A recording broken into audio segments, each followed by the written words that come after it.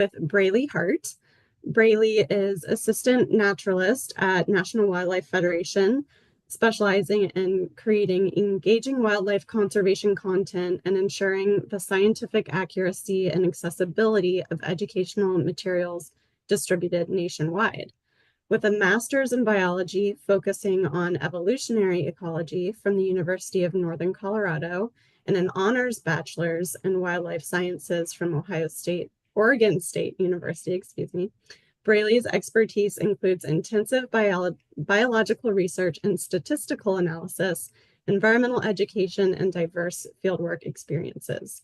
They lead student experiential ecology trips in Colorado, Alaska, and Iceland, emphasizing climate adaptation and science communication, and have published groundbreaking research on the evolution of stress responses and acoustic communication in animals. Welcome, Braley. Please tell us a bit more about your own career path and your advice to young people interested in pursuing a career in habitat and wildlife conservation. Hello, I'm gonna actually share some slides with you, so give me just a second. There we go. Can we see that? Yes. Yes, okay, cool. So hi everyone, I'm Braley. Really excited to be here. I've had several phases in my career path that I want to share with you. So I'm just gonna kind of briefly go over some things that I've done, and if you have any more questions or want to know more detail, go ahead and ask in the Q&A. I was one of those really lucky people who kind of knew what they wanted to do from an early age. I wanted to be in nature. I wanted to work with wildlife. I wanted to save the planet. And so my first opportunity to kind of get involved in a career in that path was actually my freshman year of high school. And I was recruited by my biology teacher for a wildlife habitat program run by my local watershed. That's me on the right, little 16-year-old me. And this was a really great opportunity for me. Once a month, I got to be out of class, not go to class, and spend the day wading through streams, cataloging, measuring salmon breeding habitat with my friends. And I had actually ended up becoming very close with the coordinator of that project, who ended up being a lifelong mentor to me that I still talk to today. And he gave me the support and encouraged me to kind of explore my passion for wildlife early on. So that summer, I started volunteering at the Cascades Raptor Center in Oregon. And I really loved this place. I got to handle birds of prey, and I healed injured wildlife, and I taught people about some really amazing animals. This kind of led me into a passion for predatory birds. My sophomore year, I became a falconer. If you're not familiar with that, falconry is the ancient sport of hunting alongside birds of prey. So this was a really great way to keep me grounded and to get outside while I was pursuing my studies, go hunting with my bird. But by the time I was ready for college, I had kind of begun to feel like the education work I was doing at the Raptor Center wasn't quite enough. And I decided that I wanted to become an academic researcher, someone who discovered facts rather than repeats them. I went to Oregon State University for a degree in biology, but then I changed it to environmental science. Then I added French. Then I switched majors to fisheries and wildlife science with a minor in statistics. And I was one of those people who thought that I would never change my major because I wanted to be a professor of biology. But it's important to be flexible. And in the end, I found that fisheries and wildlife was a better choice for me because they offered education in animal behavior and conservation rather than things like cell and molecular biology. During my undergrad, I started seeking volunteer opportunities to get me in the field with wildlife. And I found one with a graduate student who was looking at the effects of forestry on songbird populations. I was actually only meant to volunteer here once a week, but after one of the paid field technicians broke his leg in the field, I was offered the full-time paid position simply because I had already been through the safety training. So that was a lucky break for me. And I became close with the primary investigator of that project, and he encouraged me to design my own research project. So I worked with him over a few years to do a project looking at how stress hormones can help young swallows survive. It wasn't raptors, but it was close enough for me. There's a tree swallow on the left and a violet green swallow there on the right. Unfortunately, by my third year of doing this, stress was definitely not helping me survive. I felt really hopeless and lost in my career. I actually nearly dropped out of college at this point because I was so stressed. And I actually told this to my advisor, who, to my shock, told me to take some time off of school. He told me to take a semester off, see the world, and remember why I was there in the first place. So shortly after that, I was on a flight to Australia, where I spent several months assisting with a project looking at whether birds have what we could describe as personality. They do. Like any field job, it was really hard work, but my advisor was completely right. It was really refreshing to see a new perspective on the world and to remember that school isn't the entirety of life. I graduated the next year and I went straight into another field job, this time monitoring endangered piping plovers on the beaches of New York. That year, I also had job offers from Antarctica and China, which would be really cool, but both of those were jobs that paid in experience, which is common. And the truth is that I needed money. So I did the plover job instead. And I'm actually really glad that I did that, because up until then I had zero interest in shorebirds. I was all about the raptors and the songbirds. For some reason, I thought lesser of shorebirds. But working with these plovers really showed me a whole other side to working with bird conservation that I very likely would have ignored otherwise. So I'm glad that I did that. A few months later, I started my master's program at the University of Northern Colorado. Here I studied acoustic biophysics, which is a fancy way of saying that I studied the way that or the physics of the sounds that animals make. My main project studied whether the environment influences how songbirds evolve their songs. But unfortunately, this project was never really completely wrapped up, because this is about the time that we entered unprecedented times. The pandemic really, unfortunately, had some profound negative impacts on academia and also on my own personal goals. Suddenly, to me, it seemed really pointless to spend my time squabbling with a few other scientists about the precise way to measure amplitude envelopes and blur ratios, because the public had lost faith in science. And I felt that my time needed to be put into restoring that faith and conserving what we had in the meantime. So after graduating in 2020, I made the big decision to leave academia and not get that PhD that I so desperately wanted. And instead, I got two part-time jobs. The first was a remote job as an endangered species specialist for the U.S. Fish and Wildlife Service. And this is where I wrote really extensive reports on species that are pretty likely to go extinct. This was a remote job, and though it was important work, it was really difficult for me.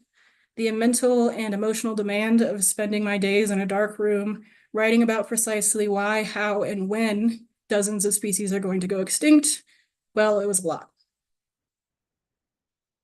So I ended up taking a second part-time job as a hiking guide in Colorado Rocky Mountains, which was really awesome. At that point, I was spending half of my time trying to convince the government that wildlife was worth saving, and the other half trying to convince just the average tourist of the same thing. But at least I got to stay in some of these really beautiful locations. And in the end, I think it was a really good balance to have both of those at the same time. My work as a guide eventually got me noticed by Putney Student Travel, which is a big name tour company for global student expeditions. So I've led 2 trips in Alaska and 1 in Iceland, where I taught students about wildlife conservation, climate change, and carbon capture technology. If you were in high school, I strongly recommend checking this out. It's a great opportunity to see the world and learn something cool. I still do that during the summer. But once my contract with the U.S. Fish and Wildlife Service ended, I didn't really know where to go from there. My friend ended up sending me a link to the job posting for NWF's assistant naturalist. And honestly, I never thought that this was a job that I could do, and I did not expect to get it. I applied on a whim, and here I am. And working for a nonprofit has been really fantastic. I finally feel like I'm making an impact in the way that I've always wanted. It isn't what I expected or where I saw myself when I was 16 years old. It's not academia, but I feel happy, fulfilled, and supported. And nowadays I get to spend my time sharing my passion for wildlife and helping solve the climate crisis with some of the greatest people I've ever met. Before I run out of time, I wanted to give you just a few tips for anyone looking to work in wildlife biology and education. First one is to be flexible. Don't feel like you need to make any lifelong decisions right now. It's very likely that your goals and you and the world itself is going to change drastically in the next 10 or 15 years. Learn to say yes. Don't wait for the perfect opportunity to land in your lap. Be proactive in looking for new things to try and learn to get out of your comfort zone, because new experiences might lead to new passions you never knew you had. That being said, learn to recognize your limit. When you're feeling too overwhelmed, that's okay. And acknowledge that it's okay to step back and rest and reassess, because the world is not going to end while you take a break. Next, make connections. You're probably not going to want to hear this, but recognize that working for wildlife often means working with people. So you're going to have to talk to people. See every opportunity, professional or not, as an opportunity to grow your network of contacts. You never know what opportunities or collaborations are going to come out of that. And then finally, get outside. Careers in conservation can be physically, mentally, and emotionally taxing, and they can lead to intense burnout. So make sure that you make space for yourself to go outside, see some wildlife, and remember what you're fighting for. Okay, I just wanted to leave my contact information here. I have lots of advice to share. If you have any questions or want to talk to me about anything, you can contact me on Instagram or send me an email. All right. Thank you. Awesome. Thanks so much, Braylee. That was really an awesome presentation. Loved hearing all about your work with wildlife, really important tips. Yeah, thank you so much. Okay, so next we are going to turn to M. M. Donahoe is a passionate advocate for environmental justice and climate resilience. As a policy specialist for resilient coasts and floodplains with the National Wildlife Federation's Water and Coast team, M focuses on disaster resilience, hazard mitigation, and climate change adaptation, working to shape policy that protects both ecosystems and vulnerable communities. With an interdisciplinary background, M holds a JD from the George Washington University Law School, where they concentrated on the intersection of land use law, environmental justice, and disaster policy. Their work reflects a deep commitment to bridging the gaps between legal frameworks and community needs. And thanks so much for joining us today. Please tell us more about your career path and how you combine the field of law and justice with climate and sustainability. Hi, everyone. Thank you so much for the introduction. It's truly such an honor to be here today. I'm so excited to talk about my career path. So thank you for inviting me to be part of this conversation. So my path, which I don't think will be an unusual thing that you hear today, has been a very meandering one. I've been privileged in my journey that I've been able to let my passions lead me much of the time. As a kid, my dream job would have been anything involving animals. Similar to Dr. Ray Wynn Grant, if you attended the first session, as she described during her keynote earlier, I was inspired by popular conservationists that I saw and watched daily on TV, like Steve Irwin, Jane Goodall, and Jeff Corwin. They were my childhood heroes. I was definitely an outside kid growing up in a forested area in Virginia and then in Connecticut. I was often outside doing things like turning over rocks, looking at bugs, and catching frogs. But as I grew older, I realized that the traditional career paths that I idolized that involved animals, like being a vet or a wildlife biologist, weren't really for me. I was too squeamish and not sciencey enough. So growing up in a family of engineers, I was often steered towards more practical or obvious career paths, but nothing really appealed to me at the time. But what I didn't realize was that I wanted to be an advocate for people and for wildlife, but I had no idea that this was even really an option. So by the time I entered undergrad at Clark University in Worcester, Massachusetts, I had many interests that I felt were conflicting and disjointed at the time. In fact, I originally wanted to study psychology when I entered undergrad, but realized after a few classes that this really wasn't the field for me. After a lot of trial and error, I landed on majoring in international development and social change, which now looking back was probably one of the most nebulous liberal arts degrees that I could have picked. But I learned a lot of useful skills and knowledge that I still carry with me today. And one of my most formative experiences during my undergrad career was an internship with the Connecticut Department of Energy and Environmental Protection, which was my first exposure to policy-related work. I worked on municipal water systems, performing performance audits across the state, and streamlining review processes. The position was actually what propelled me to move to Washington, D.C., where I still currently live, to pursue a career in policy and advocacy. So after undergrad, I moved to DC and I didn't really have much of a plan. And for a couple months, I worked as a dog walker full time. While I was applying to different jobs and really just trying to get my foot in the door in the environmental protection space or anything related to my undergrad degree, I managed to get a full-time internship working on international policy, which was really exciting at the time. But the only negative was that the pay was minimum wage. So in order to pay my bills, I had to obtain another part-time position where I worked as a manager at a popular poolside bar. And I often jokingly, not so jokingly, say that this bar management position taught me just as much, if not more, than my internship. How to work with people, resolve conflicts, and think on the spot were really skills that I honed during this time.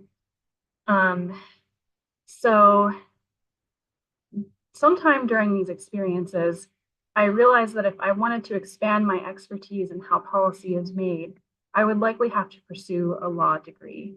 So when I was working two jobs, I also decided to study for the LSAT, which is the entrance test in order to get into law school, which was definitely difficult to say the least. And I think, not an uncommon experience among recently graduated folks. But despite how difficult this was, at the time I knew that this is what I needed to do, partially for survival reasons and partially for ambition reasons too. So after nearly a year in my internship position, I transitioned to a new role with the US EPA, Environmental Protection Agency, as a research grantee in the Office of Water with the National Estuary Program. So this was really where I was introduced to the world of disaster policy and resilience. It was 2017 and Hurricane Maria had just hit Puerto Rico, and we had a national estuary program situated there. So I was tasked with a research project to understand further how the NEP enhanced resilience outcomes. So this project involved a series of qualitative interviews with different NEP directors who had faced various disasters, including hurricanes, wildfire, and oil spills. And this project really gave me a deeper understanding of how disasters, which are exacerbated by climate change, truly affect all sectors and aspects of life, including vulnerable communities and ecosystems first and worst. This subject seemed like a perfect confluence of my interests, which once seemed disjointed, but started to come together more harmoniously in thinking about this particular topic. So after I completed this research project, I eventually transitioned to George Washington Law School, where I ventured to continue honing my skills and expertise in disaster law and policy. But as I learned, there isn't really a program where you can specialize your law degree, and there wasn't really a disaster law course. So what I ended up doing is focusing on the intersections of environmental law, housing law, and national security law. And during my law school career, I had a number of informative internship experiences, including with the American Wind Energy Association, Environmental Law Institute, and the Federal Emergency Management Agency, or FEMA. So these experiences allowed me to dabble in various different law practices and topics to figure out my interests, which turned out to be quite niche in terms of the intersection of disaster policy and environmental justice. And I was also grateful to be able to serve as a student attorney in DC Landlord-Tenant Court, where I represented tenants facing eviction and I worked towards just outcomes for my clients. So this experience itself was very influential. It taught me a lot about the realities of housing insecurity in DC and across the country, and also the overlay with environmental justice and how disaster impacts affect vulnerable and historically marginalized communities. So coming out of law school, I had these niche interests in disaster law and policy with intersections with environmental justice and housing law. And I got a few different positions at the time while I was looking for a full-time position that would complement these niche interests. I worked at a plant store part-time, and eventually I landed a position with a consulting firm for not that many months, really. But I was lucky enough that a National Wildlife Federation had a position come open for a policy specialist for resilient coasts and floodplains available, which fit exactly into my area of specialty. So I applied and gratefully was offered the position, and I have been working in this role for the past 2.5 years about. So in my current role, I work on federal policy related to improving resilient outcomes for coastal and floodplain communities and ecosystems. I focus on topics like FEMA's National Flood Insurance Program and hazard mitigation assistance programs, as well as thinking about creative insurance solutions. So I'm on Capitol Hill every so often working with congressional offices, working on legislation. And truly, I could have never imagined that this is where I would be today. And I'm really so happy to be in my current role. As far as some advice that I have for folks who may be interested in a similar career in law, disaster resilience, or environmental advocacy, there are so many different paths that you can take. No path is linear, and I think these types of careers are often dotted with varied experiences that at the time may really seem disjointed, but you'll find over time that your experiences start to meld together and come together in ways that make sense for you.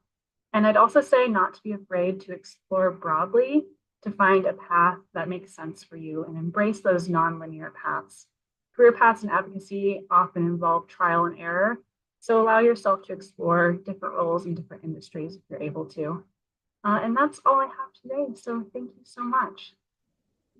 Thanks so much, Anne.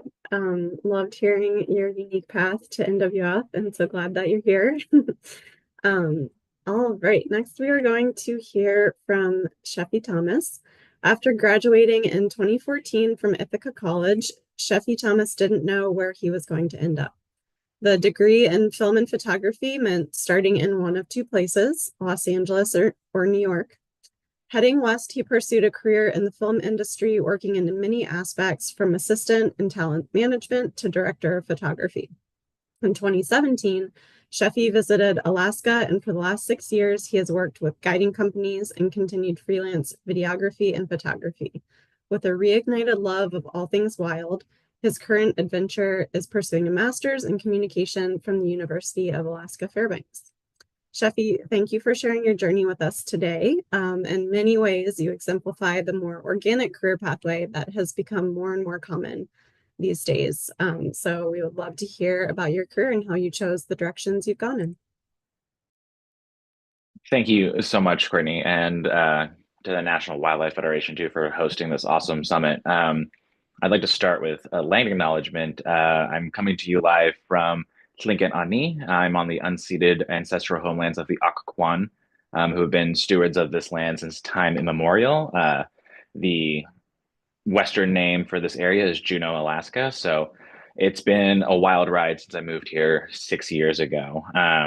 And I often find myself reflecting on how late I got into, like Courtney mentioned, my reignited love of all things wild. And so I only started here with Southeast Alaska Conservation Council less than a year ago, and I'm 32. So I got into the game a little later in life, but I have in my notes here that Tolkien didn't start The Lord of the Rings until he was almost 45. So we're, doing great in most people's opinions. So what I do with SEAC is I'm digital media specialist here. I create and curate the social media channels for Southeast Alaska Conservation Council and keep people up to date with educational materials and make sure people know what we're working on and that we're a part of these conversations online to help protect the Inside Passage, the Alexander Archipelago, or Tlingit Ani, the entire panhandle of Alaska.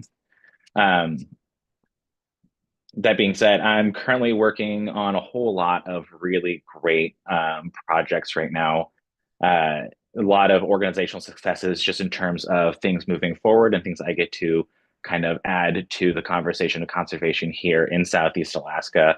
I'm working with an Indigenous filmmaker on making a documentary project about the National Old Growth Amendment, and we've been working on a lot of videos kind of highlighting the need for updated human health criteria in salmon and water quality standards and salmon habitat across the entire state of Alaska, actually. And so we're doing all these cool things now. And how I got here is kind of a more, as Brittany said, organic path of kind of exploring a whole bunch of things. I got my degree, my undergraduate degree in film and photography from Ithaca College in 2014, which feels like maybe 6 or 7 lifetimes ago at this point. Um, that being said, I moved west and I worked as an independent contractor for years and was chasing down checks for a couple $100s, but I will always value the experiences I gained from the film industry in terms of tenacity and things where, your drive to find new jobs, to find better jobs, and to, find people who have the same ideals and the same passions as you do, because that's another important aspect of this work that I'm in, that we're all in now, is you find the people who you vibe with and you work with really well with, which is something I'm very grateful to have found here at Southeast Alaska Conservation Council too. I actually had my first internship at Universal Studios. I was just reading scripts for 8 hours a day and telling people whether or not to make movies out of them. And I got to read some really interesting things, and that's where I kind of really fell into that passion of storytelling and how that's something I've applied even today to make sure that we have really compelling content and really compelling stories that we get to put out on at least a weekly basis. And it's lots and lots of fun to discover all of that about yourself as you kind of continue to grow in your career path as well. After the move to Alaska in 2017, I became a photo naturalist with a local guiding company, where I got a crash course in the natural history of Southeast Alaska. So I did 110 hours of training in 3 weeks for this first job that I had up here, which was a lot. And suddenly I knew everything there was to know, or felt like everything there was to know about the natural history of Southeast Alaska. And that really ignited and reminded me of a childhood love of wildlife photography and wildlife filmmaking, and how I really wanted to be in those natural sciences, but ended up going into film and photography for various reasons coming out of high school. And so getting back into that and really, reconnecting with that inner love of the natural world inspired me to go beyond just having this like guiding experience and this naturalist experience, and I was craving more and more adventure. And so I decided to continue my guiding path, and I became a glacier guide and canoe guide. So we were out on glacial lakes on a daily basis, and I was steering a 30-foot canoe while also trying to tell people about where the Manitowoc Glacier has been over the lake over the past century, and steering people back in 40-mile-an-hour winds sometimes. So it's quite an adventurous path we all get to take, getting into conservation. But then I started to lose that connectivity to my love of storytelling and photography and things, because I was more focused on trying to keep people alive. So I started to transition from guiding to conservation. I was really looking forward for any jobs here in Southeast Alaska, ready to move to a new city if necessary. And I got some advice from a couple of friends, and they recommended I try out grad school. And I actually got accepted to University of Alaska Fairbanks in their communication program, which is a master's degree I'm currently pursuing, as well as working in conservation. So I get to kind of build both skill sets side by side and continue to move, accelerate my life forward with both passions. And just a little something about what I'm working on in grad school too, just to let you know where I'm kind of heading next. So that master's thesis is kind of focusing on the inclusion of Indigenous science and place-based knowledge as solutions for climate change, and how they fit into a Western science narrative, or can actually work in parallel with Western science narratives too. And SEAC is actually also SEAC, Southeast Alaska Conservation Council, is also moving in that direction too, of including place-based science, indigenous science to better understand the conservation needs of the area, trying to bring more of that indigenous worldview into our daily work as we move forward into a brave new world. Because as Braley said, the world will change. You said the next 10 to 15 years, but sometimes it feels like it's the next 10 to 15 weeks. But it's one of those things where it's, moving fast and it feels like it's moving faster. So taking the time to reconnect with place is a really important piece of advice I will impart onto everybody. And as busy as everybody sounds and as much work as we get done and all the pieces we have moving and kind of keeping up in the air, that's slowing down is itself an act of rebellion, and self-care, which I know everybody has kind of echoed here too, is just really so important sometimes. And the only other thing I want to add to the wonderful list that has been brought forth by Braley and Em already is to stay curious. Staying curious is one of the best things you can do throughout your life, because it led me from Indiana, where I grew up, to New York, where I got my degree in film and photography, to wanting to get more involved with all these different projects in the film industry, to eventually working on documentaries, to eventually moving to Alaska, to giving a panel in front of being part of a panel in front of 150 people with amazing other conservation professionals here. And it's just been a really wild ride. So that curiosity of how we can make things better, how we can bring a positive voice to conservation, of how you and your ability to even make the smallest change in the world can have the biggest effect later on down the line. And that's all I got. Awesome. Thanks, Chevy. Great advice. Love the recurring theme of remembering to get outside and connecting to nature, because that is what grounds us.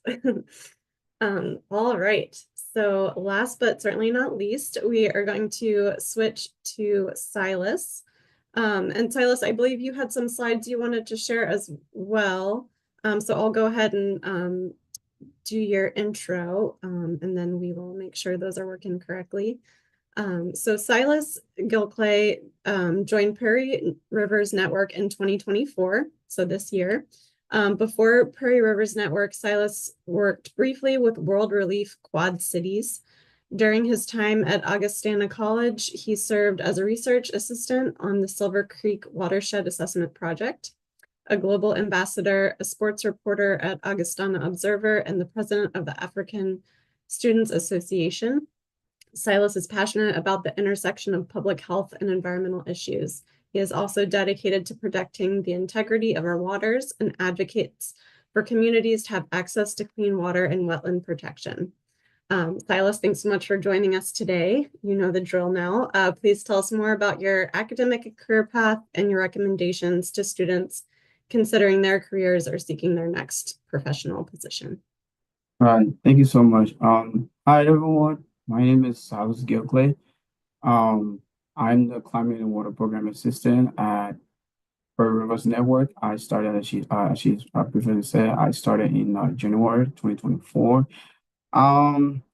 Just to talk about school, when I started college in the U.S., originally I'm from Liberia, I was going more into public health, but having taken one or two public health courses and learning a lot about social justice and market justice, which one is about equitable policies and solutions, and then the other is about, corporate interests, profits, and what you can afford versus, who can afford and what they can afford. I was really looking for a complementary major, and that's how I, decided to, take environmental studies, so sort of double major in environmental studies and public health, where, I saw this, interesting, connection between, the environment and public health. And there I also discovered my niche, which is environmental justice. And since then, I've been, looking for opportunities, campus jobs that, will prepare me for my career goal and my career path.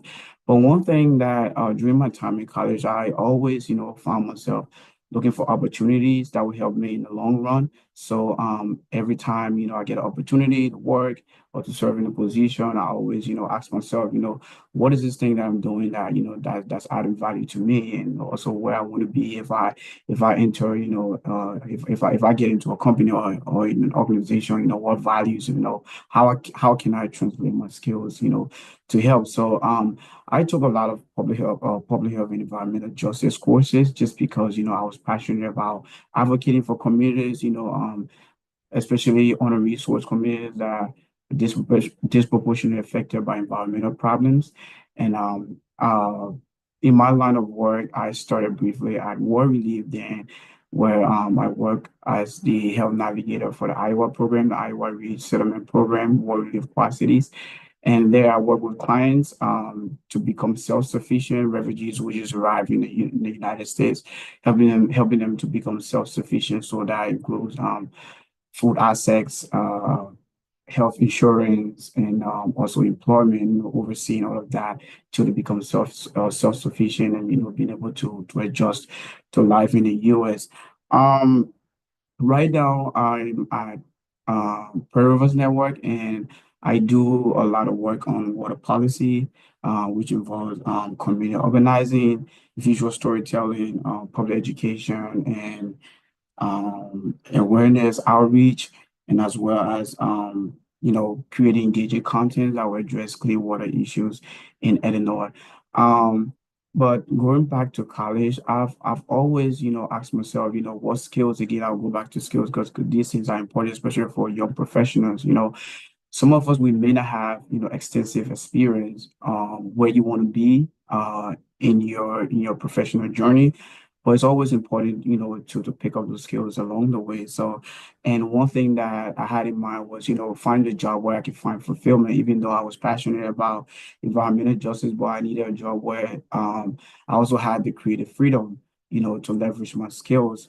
So in college, I took photography classes. I did classes for story mapping. So when I saw the position at Pearl Rivers Network, talking about using the creative power of science and storytelling, that was really interesting, and it was something intriguing, and I actually got the referral through my professor.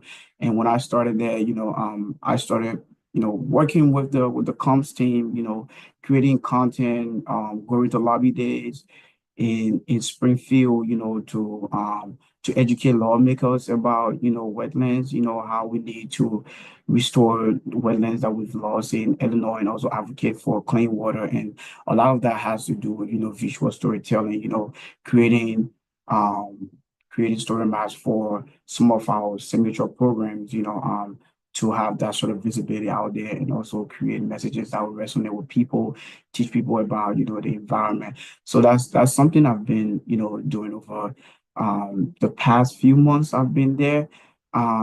So that's just in a nutshell about me, but just a little bit of career advice that I would like to share with uh students today. Let me just go ahead and share my screen. Um, can you can you can you all see it? Yes, looks great. Okay. Yeah, so this is our team. So sometimes it's really kind of complex, complicated situation, not complicated. It's really a stressful situation when you are launching your career. Sometimes you have the skills, you have the accolades, you have the experiences, you have the internships from college, but you just ask yourself, what's next, how to start, where to start. I don't really have a fixed formula, but I would just say, just be flexible and as early as you can. Um, One thing, I have two things, to actually talk about today, and sort of advice to young professionals. One first thing is, having your passport to success. Just as a passport, having a passport is essential to traveling. Having the right tools and networks is essential for for success in your career journey. And some things that you need to have in your passport. This is not a comprehensive list, but just some of the things that I've identified over the past months or years that have helped me where I am today. Just having a supportive network, great career resources, um, cover letters, compelling cover letters, and resume, and having a portfolio can actually give you a competitive advantage that will make you stand out among applicants when you're looking for job. So building a supportive network, right? Your teachers and your mentors should be the first people to from the get-go. The reason why I'm saying it is just because they've had opportunity to evaluate you over the years, and they know your work ethic. They know your potential. They know, how well you work. You work in teams and all of that.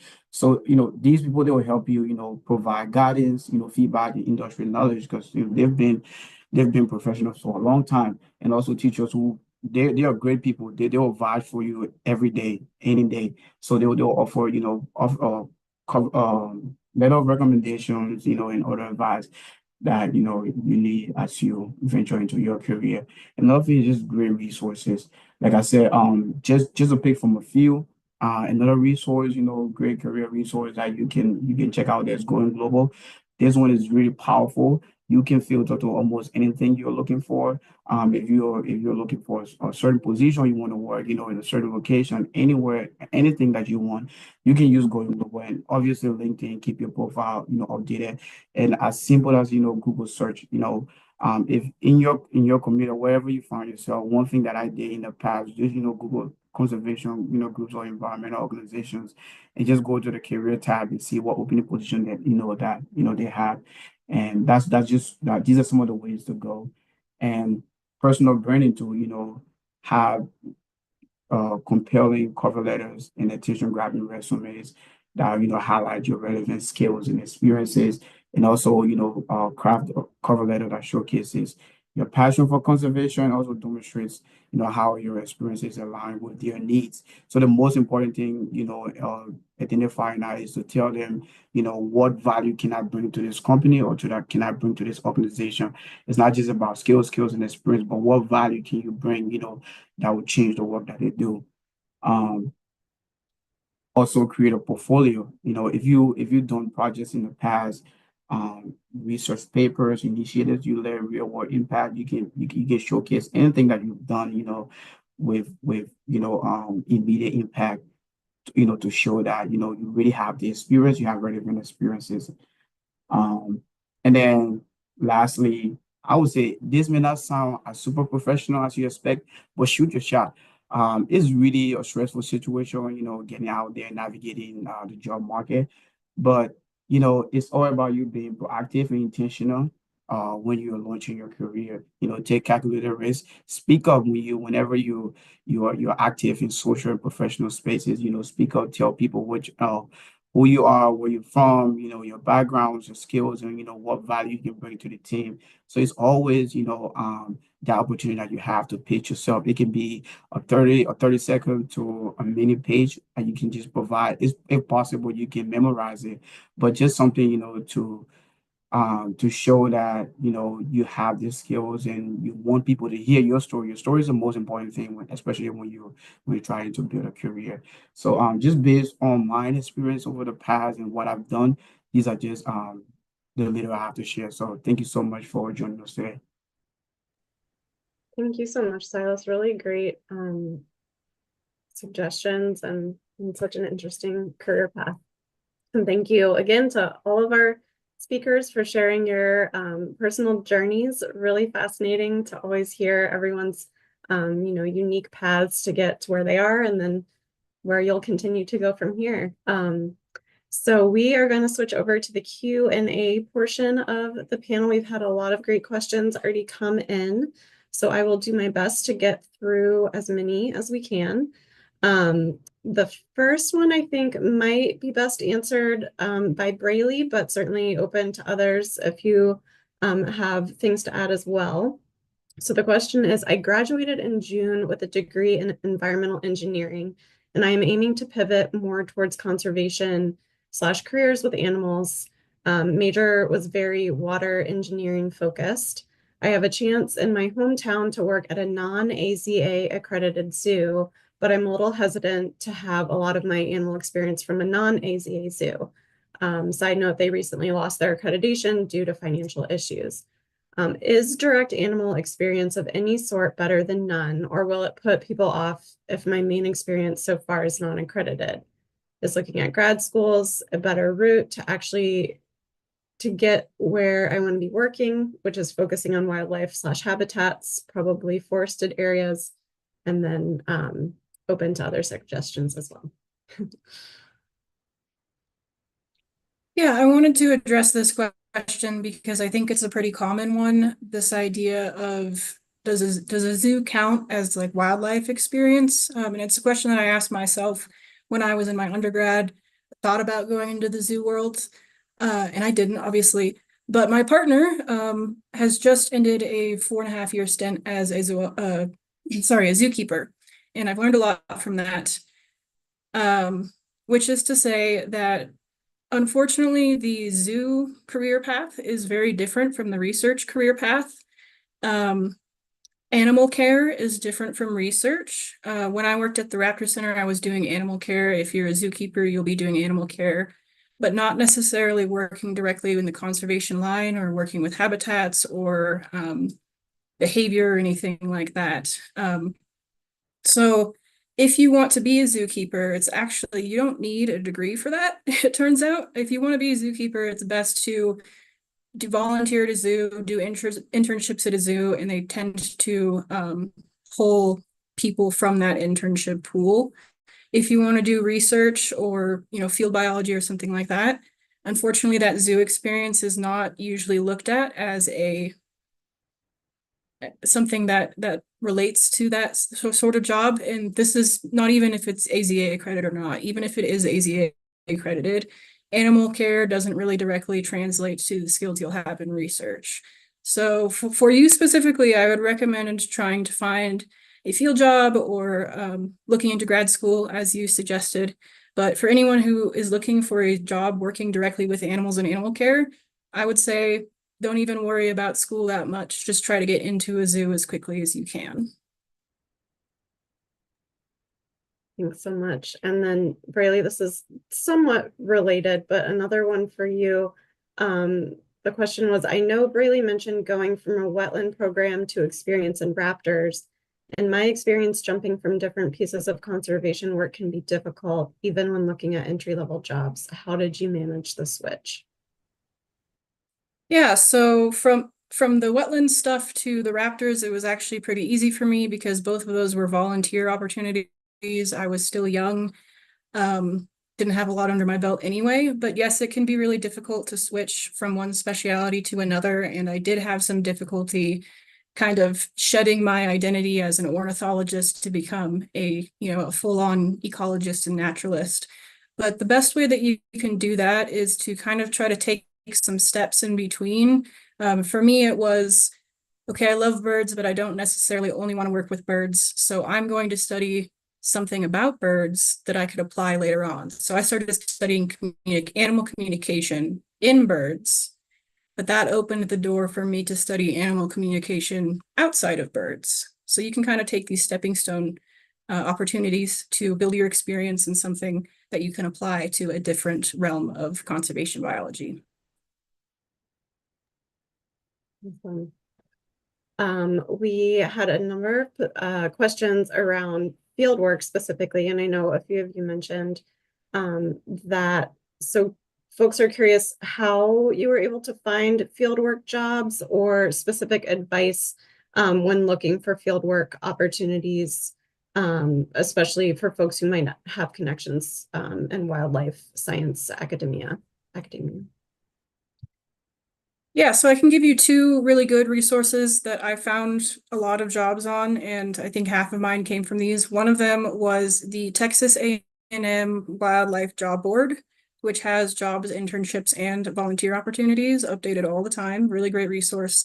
The other one is the Ecological Society of North America's job listserv, which is, I believe, EcoLog-L listserv.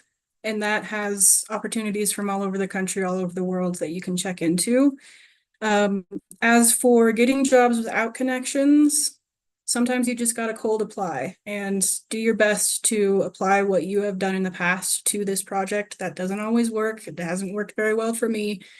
Unfortunately, it is one of those things where it's not what you know, but who you know. And that's why I think it's so important to make connections, even if you don't think they can help you in the future.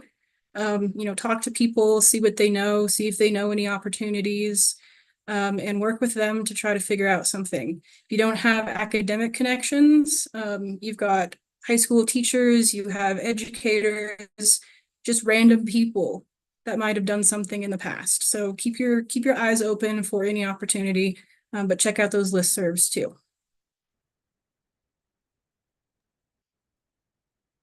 And certainly any other panelists, if folks want to chime in even more specifically on finding entry-level positions or conservation roles, environmental positions.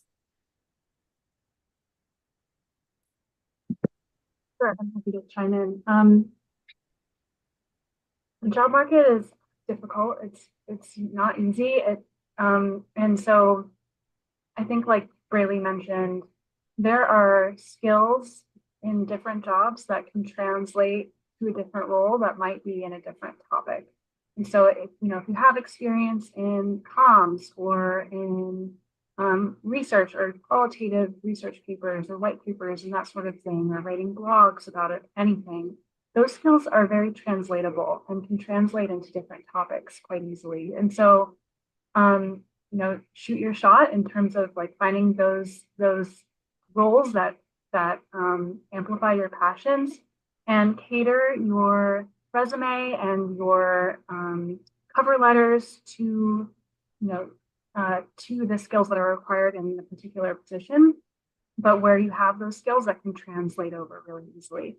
And you'll find, there are so many different roles and different types of environmental nonprofits that aren't the traditional career paths that you would imagine, like field work roles or roles that are specifically tailored to wildlife, but have all different types of connections to different types of skills that are easily translatable. So I'd recommend looking at what you have and understanding how those skills can translate into a role that might align better with your passions for wildlife and conservation work.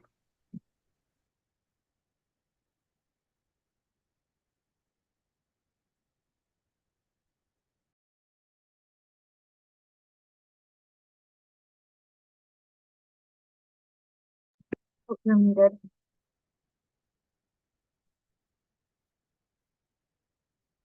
Courtney, I think you're muted. Thank you. Yeah, thanks so much for that answer, Em. And just building on the advice to stay open and adaptable when thinking about positions. This next question states, I have felt lost recently because it sometimes feels like combining my aspirations can be hard to find. What did it feel like when or if you had the aha moment for when you found what you wanted to do? What helped you feel less lost during your career journey?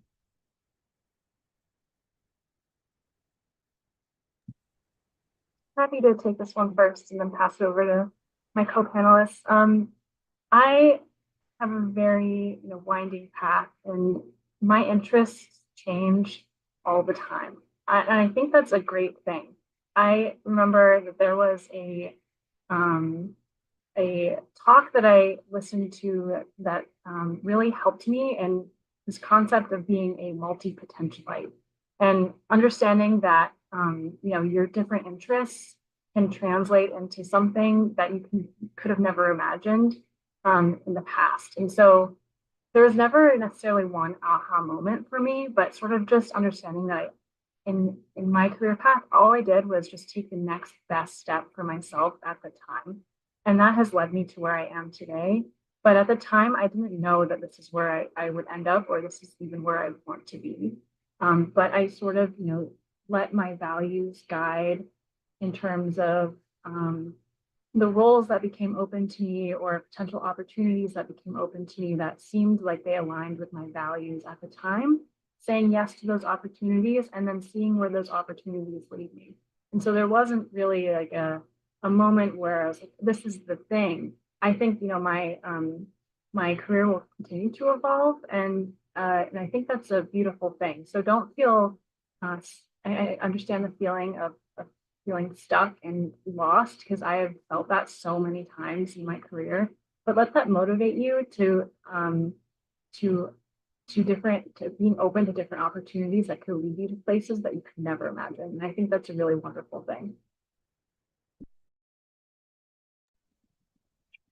And I will repeat my advice from earlier, stay curious. Like if you find yourself looking for a very specific job because you can't find that specific in with a conservation organization or a nonprofit, find something adjacent to it. As a lot of our panelists have pointed out, guiding is a great like sidestep into conservation too. It's a great place to kind of start at least getting those gears turning in that direction, but also, and I've had lots of conversations with people, during the pandemic, before the pandemic, and after the pandemic. And like, it's part of life is just feeling a little lost and figuring it out along the way. Like, I don't think anybody's really got it figured out, even into your 40s and 50s, and it's just kind of, following your passion and your dreams is a big part of it, but also not losing sight of your bigger goals, and just letting your life take you in a direction, but making sure you can what is it? You adjust your sails, but you can't, stop the storm, right? So just keep on keeping on and stay curious and keep up with like what's happening in your area. I saw a question in the Q&A that was specifically about jobs in the Northeast, and it's just like, if you want a job in the Northeast, tune into that network of people, of conservationists and everything. There was a recent article or video, they broke down a whole bunch of dams in Maine, and I watched like I read probably 10 articles from local news sources. Like, this is just like really cool to see a huge accomplishment happening. And it was just a day of my life, but it was still like, do I want to move back to the Northeast? So, but life takes you on all kinds of crazy winding river paths, but it's just part of the experience.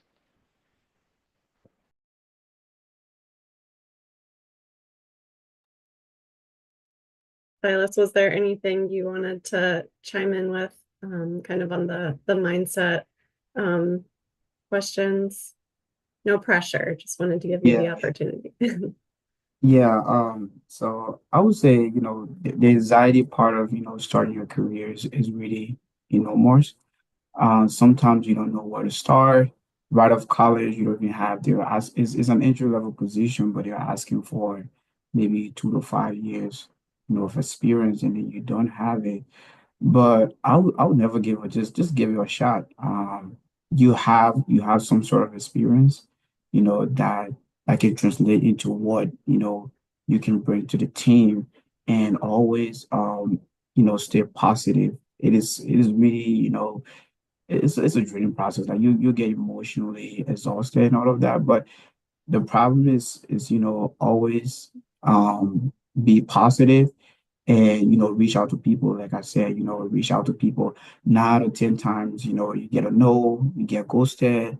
People don't respond to your messages, but always, reach out, speak up. For me, my aha moment was when I reached out to my professor, and then he sent where I currently work. When he sent me the job posting, and I saw, I'm like, oh, I think this is really interesting, especially if this job will give me, that creative freedom, to do water policy and blend it with my skills and all the experiences that I have, it's something that I want to give a shot. And when I started at PRN, it was really a rewarding experience. I had the opportunity, to use my skills over the years, photography, story mapping, bring that into water policy and see how we can educate people. So there's always going to be maybe that one organization that's going to value you more. So just keep applying and reaching out to people. That's what I would say. Good advice. So this one is for all of you. Feel free to chime in. If any of you have mentors or had them, how did you meet them, and what aspect of your life or career did they really change your perspective on? I can go first. Yeah, so I think I talked about LinkedIn, having your profile updated. So when I met my mentor, she read my bio. I think it's like the summary of, your just a brief background of you, the summary aspect on the summary section on your LinkedIn. And when she read it, she was like, "Oh, I think you're thinking in the right direction. And then the connection request came, and then since then we've been talking over and over, and I really, seeing how I've grew over the years, learning from my mentor, always pushing me, giving me books to read, and then even having to ask me to give feedback, on what I've read, receiving feedback from from what I've read, and also evaluating me, testing my knowledge and all of that. So I always, if you have any means, if you like seek those outlets, that will put you out there and that'll make you stand out. So, how you present yourself, how you brand yourself, how you frame things will actually help people to discover you and then connect with you.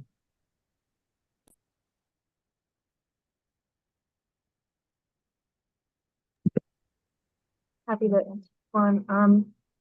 So through my journey, I've often felt that I've really been foraging my own path, and I didn't have a lot of people who were in this career that I felt like, oh, that's sort of what I wanted to do, or I didn't have a professor that focused on, what I focus on now. As I mentioned during my presentation, I grew up in a family of engineers, and I was first generation law student. I didn't really know what to expect or who to reach out to or how to create those mentor relationships. And a lot of the time, and so this was really challenging for me. But I learned, there's an emphasis on mental health as well. And as a queer person, as a non-binary person, finding support in your community and finding those community leaders as well, I found to be incredibly important. And providing that support and those pats on the back telling you you're going in the right direction, you're doing the right thing, keep going. That has been something that has been really formative for me and really beneficial thing, even when you feel like you're not sure, like if you're going in the right direction or what step to take next. So I just wanted to emphasize leaning on your community, leaning on those mentors in your community as well, for that support for just making sure that you're okay and that you're doing okay. So just wanted to mention that.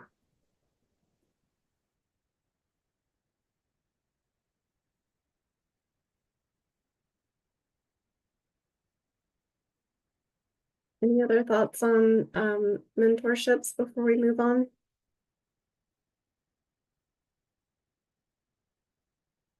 All right. So this next question is for Sheffy, but likely applicable to others as well. And it reads, my sister also lives in Juneau, and I was wondering if Sheffy has anything to say on the balance between science and conservation and tourism in Juneau, especially when it comes to guiding. It seems like a lot of the speakers so far have had some experience guiding. Thank you for that question. It is a kind of a hot button issue right now in Juneau. And I know there are other communities in Southeast who have really started to try and push back a little bit against the volume and number of tourists that are coming. We're hitting Juneau's a town, the big city in Southeast Alaska, right? We're 33,000 people, and we're going to see 1.7 million tourists this summer, which is a lot. It's 5 ships a day. The town doubles in population sometimes, which is nothing compared to, say, like Sitka, which is only 8,000 people, or Ketchikan, which is also 8,000 people. So there is a lot of really good conversations happening in that space, and we actually are we have some environmental work that we're doing. Cruise ships use exhaust gas cleaning systems, and we've found that I think almost all of the ships in Southeast Alaska that travel the Inside Passage use these exhaust gas cleaning systems. They essentially pump in seawater, pump it up into their exhaust stack to clean the exhaust, so less air pollution goes out, but they just pump that mixture back out into the ocean. We're actually going to have a webinar about that tomorrow. So if there's interest for it, I can drop the registration link in the lobby after this session, just so it's available for everyone. It's going to be really interesting. But as a guide, you definitely feel it quite a bit, like day in, day out, talking about the same things over and over. One of the cool things about working in the companies I have worked for in Juneau here was uh, we had like coaching sessions about how to address climate change, how to address environmental issues with clientele who are from a very different walk of life, people who have lived in Manhattan their entire lives, right? And people who have lived, who haven't seen the ocean because they've lived in Nebraska for their entire lives, and it's connecting people with that, trying to move it away from that doom and gloom conversation because they're on vacation and a lot of people have saved for a very long time to come to Alaska, even on a cruise ship. And so it's something that like you're towing a line between the balance of like, yeah, this is a very serious thing, but also have fun on your vacation at the same time. So it's definitely one of those like interesting spaces where conservation and capitalism clash, but also have an opportunity to work together in some ways too, which I know sounds counterintuitive, but it's there.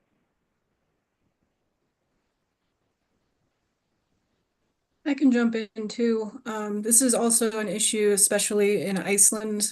Iceland is a country of less than 400,000 people, and in the summer they see up to 4 million visitors at a time. So the facilities aren't really there, and there's some issues with people trampling grounds or, messing with wildlife and whatever. But I think it's really fulfilling to be a guide if you are specifically talking about these problems with tourism, climate change, wildlife conservation, because you get to teach people how to be aware of these things, how to be better and more environmentally conscious tourists while you show them, like Sheffy said, these amazing things.